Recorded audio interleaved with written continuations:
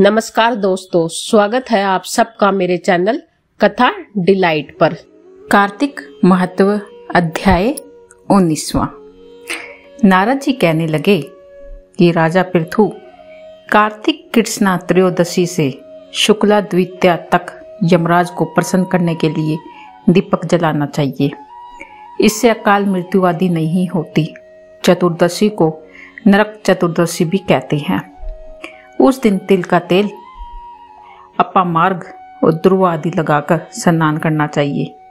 स्नान के बाद दक्षिण की ओर मुख करके अपसव्य होकर जल में तिल मिलावे और 3-3 उंगल से यमाए, धर्मराज, मृत्युवे, अंतकाय, कालाय, सबभूतक्षाय, चित्रगुप्ताय इन मंत्रों का यमराज का तर्पण करें। फिर सायकाल ब्रह्मा, विष्णु, शिव, दुर्गा के मंदिरों में दीपक जलावें। रात को श्री लक्ष्मी जी का पूजन करें। यदि कोई शस्त्र से मारा गया हो तो चतुर्दशी को उससे के निमित्त भी दीपदान करें। इससे अक्षय फल प्राप्त होता है। फिर कन्या, ब्रह्मचारी और तपस्वियों को भोजन करावे। इससे यमपुरी को न जाकर शिवलोक की प्राप्ति होती है। गौशाला में दीपक जलावे। फिर लक्ष्मी जी की स्तुति करके उनको जगावे। जिस प्रकार पतिव्रता स्त्री अपने पति से पहले जागती है, उसी प्रकार लक्ष्मी जी भगवान से 12 दिन पहले जागती रहती है। अमावस्या के दिन में बालक, वृद्ध, रोगियों को छोड़ अन्य कोई भोजन ना करे। सायकाल में लक्ष्मी जी का पूजन करके तब सुबह भोजन करे। घर को फूल माला आदि से सजाकर रात्रि को सारे घर में दीपमाला करें। घर में सभी स्त्री पुरुष नवी वस्त्र धारण करें और समस्त रात्रि नृत्य, गीत, नानी हर्षोल्लास से बिताएं। रात्रि भर दीपक जलना चाहिए। उस रात्रि को लक्ष्मी जी सब घरों में घूमती है तथा जो घर अधिक सुंदर और रमणीक होता है उसमें बहुत दिनों तक निवास करती है। एक प्रहर रात्रि शेष रहने पर घर का रूप कूड़ा करकट, सूप या पुराने पंखे पर रखकर बाहर फेंक देना चाहिए। ऐसा करने से वह घर धन धान्य से पूर्ण रहता है। दूसरे दिन गोवर्धन बनाकर बंधु बांधवों सहित पूजन करके ब्राह्मणों को भोजन करवावे। स्वयं भी नवीन अन्न का भोजन करे। भगवान श्री कृष्ण ने इंद्र का मान मर्दन करके गोवर्धन पर्वत का पूजन इसी दिन किया था। सायकाल के समय गौ और वृषभ यानी बैल का पूजन करके उनसे अपने तथा परिवार के भरण पोषण व रक्षा के लिए प्रार्थना करें। बलि और उसकी पत्नी विद्यावली की मूर्ति बनाकर सायकाल के समय पूजन करके दान आदि क्रिया करने वाला परिवार सदा सुखी रहता है। तो इसी तरह कार्तिक मास का यह अध्याय भी समाप्त हुआ। अब हम कार्तिक महत्व का 20वां अध्याय सुनेंगे। 20वें अध्याय में नारद जी कहने लगे, जो कार्तिक कृष्ण अमावस्या को दीपावली करता है वह कभी दृढ़ नहीं होता। यानी इस संबंध में एक इतिहास सुनो। थुरसेन देश में सत्य शर्मा नाम का एक अत्यंत गरीब ब्राह्मण रहता था। उसके मन में सदैव ही लालसा बनी रहती थी कि यदि मेरे पास धन हो तो मैं उसे धनादि धार्मिक कार्यों में व्यय करूं। इसके लिए सदैव विष्णु जी का वो पूजन किया करता था। वह जो भी कुछ कमाता सब व्यय हो जाता। तब इस दृढ़ता निवारण का उपाय पूछने पर एक विद्वान ने उसे बताया कि तुम धन को प्राप्ति के लिए शिव जी की आराधना करो। तब से वह शिव जी का उपासक बन गया।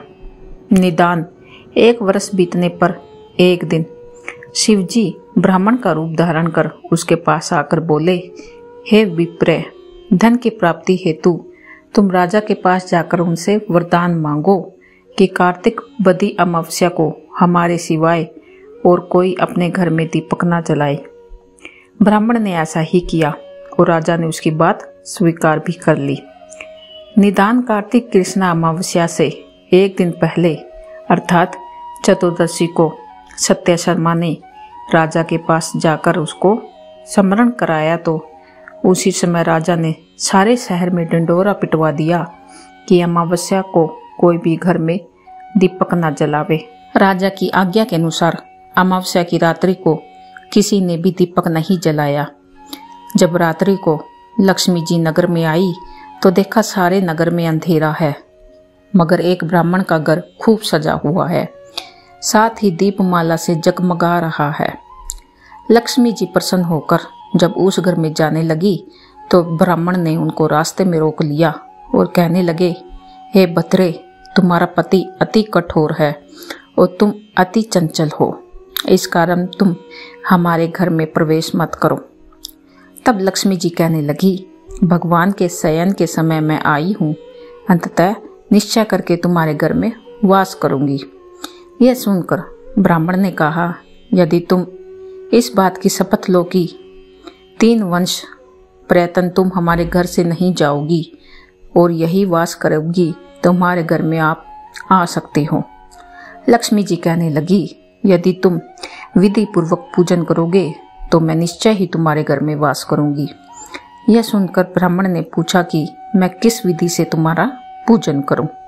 तब लक्ष्मी जी ने कहने लगी, कार्तिक वदी अमावस्या को प्रातःकाल स्नान आदि करके देवता और पितरों का पूजन करो, सायकाल को हमारा पूजन करो।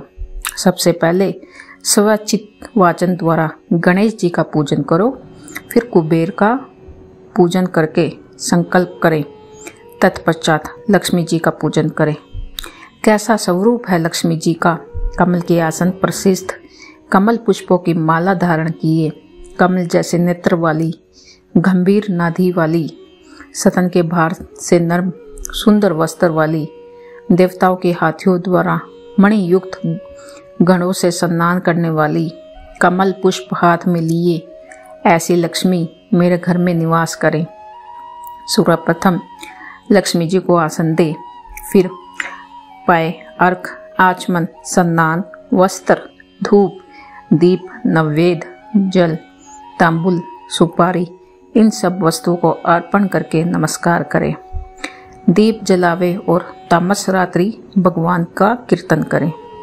इस प्रकार कुबेर जी और लक्ष्मी जी का पूजन करके ब्राह्मणों को भोजन करावे। तत्पश्चात बंधु बांधवों सहित आप भी भोजन करें। सत्य शर्मा ने विधिवत इस प्रकार किया, जिससे उसके बहुत सा धन धान्य हो गया। इसके बाद उसने अनेक यज्ञ भी कराए।